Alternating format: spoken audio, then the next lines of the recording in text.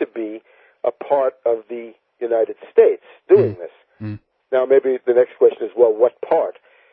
We don't come at this from a tabula rasa. In other words, we don't have a blank slate, right? A blank blackboard. Yeah.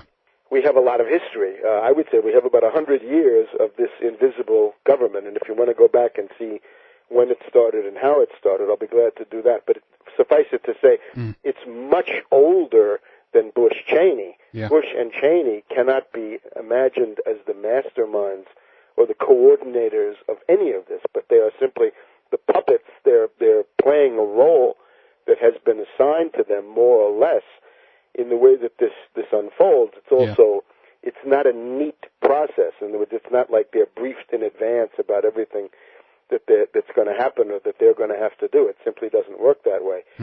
So therefore, the most recent example you've had is of course, Iran-Contra, gun running, drug running, illegal activity, a kind of insurrection against the Constitution and the laws on a massive scale. So you'd have to say it's that. It's the Iran-Contra networks. And then if you think back, if you've looked at that, you'll see if you lay out just the post-war, post-World War II United States intelligence picture, what you're going to find is the Bay of Pigs invasion, the Kennedy assassination, the Operation Mongoose against Castro, allegedly, the Gulf of Tonkin, now admitted to have been a complete fraud by the National Security Agency that started the Vietnam War. You get into things like after Vietnam, you get the various operations involving Iran and the Middle East. You get into things like the bombing of Serbia in 1999, the destruction of the Russian submarine Kursk in the year 2000, a whole series of events which attest to the existence of an independent faction inside the United States government, which is, I would say, largely controlled by New York and London bankers. In other words, it's a financier elite that controls this, and they're the ones that you have to look to as the authors of this.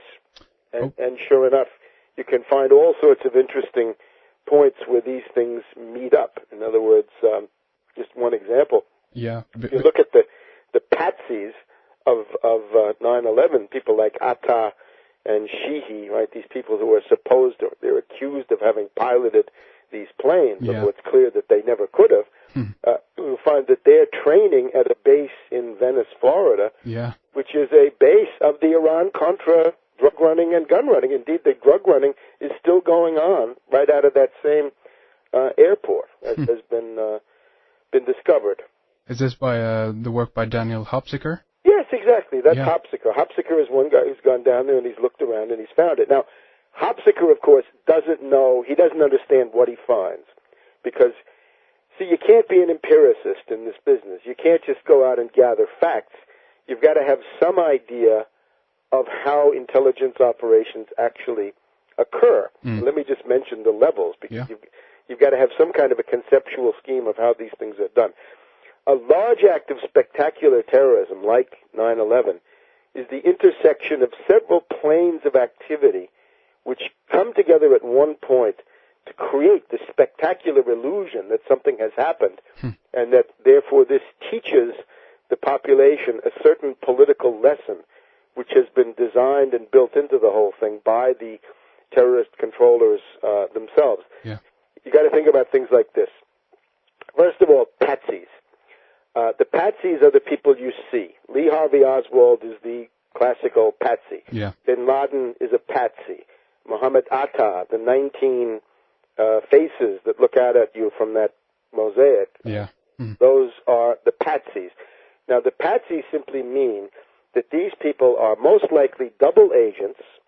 They're working for the U.S. government in some capacity as assets, or they're either aware of what they're doing, or often they're not aware, because a lot of them are psychotics, they're fanatics, they're dupes. If you look at this guy, Zacharias Moussaoui, who was put on trial in Alexandria, Virginia, he turned against his own lawyers, and they concluded that he was a delusional, paranoid schizophrenic.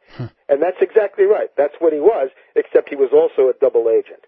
He was also somebody who knew at some level that he was working for the U.S. government, and he had received promises that they would save him at the end of the day, which so far they have, even though he's serving a life sentence. He was not executed. So these people have the job of running around, getting noticed. I mean, Lee Harvey Oswald, again, is the classic. Yeah. He gets noticed because he hands out leaflets for the Fair Play for Cuba Committee.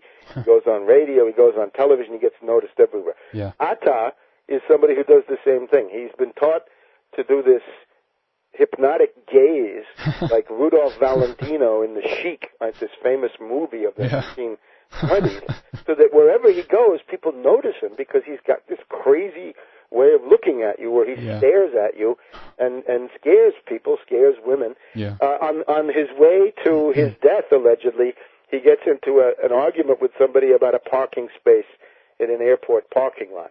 This is simply somebody who has been ordered to get noticed wherever he goes. Yeah.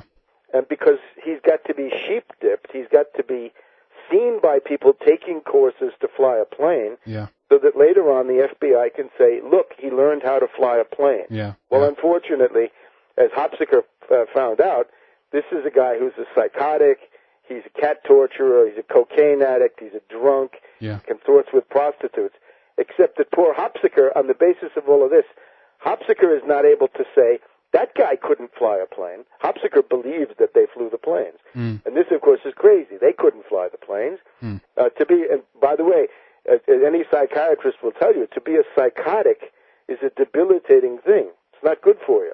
And if you're a schizophrenic, it's very hard to work together with other schizophrenics. That's one of the things about being a schizophrenic. It's very hard to have an organization composed of schizophrenics. So this is all fantastic, but the idea is that these people are there somehow. Obviously, there's no evidence that puts any of these people in the planes, but they're running around so they can be blamed. Okay, so that's one dimension. Another dimension, the moles. The moles are simply people inside the government apparatus at the key points, at the very high levels, and they're not loyal to the Constitution or the government or whatever it is. They are loyal to a private network, which is this invisible government network, which has been run out of Wall Street with backup from London for the past 120 some odd years, since about 1895 would be my guess in terms of the present form. And this is a very powerful thing. In some ways, it has conquered the world. So here are the moles. They've got to make sure that nobody stops this thing from happening. They've got to make sure that the patsies are not arrested. Not because the patsies are going to do these things, but because if the patsies are all in jail, you can't blame them for what's going to happen. As soon as the event takes place, they've got to make sure that the patsies are all rounded up, if possible, or liquidated, whatever it's going to be. In this case, they liquidated them in advance, so they wouldn't need Jack Ruby to come running in and shoot them all. So, and then the cover-up has got to be done by the moles. Now, these two groups you see more or less, right? I mean, the patsies are clearly labeled. The moles you can figure out. The one group you don't see, of course, are the actual professional killers.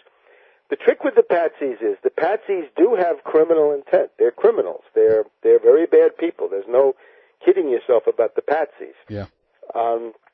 But at the same time, the patsies do not have the physical, technical ability to do what it is they're accused of. You look at Lee Harvey Oswald, he can be as criminal as you want, but he can't shoot the necessary number of shots from three positions during the number of seconds that he has to score the hits on President Kennedy. He just can't do it with that gun. And, of course, as one person, he can't do it.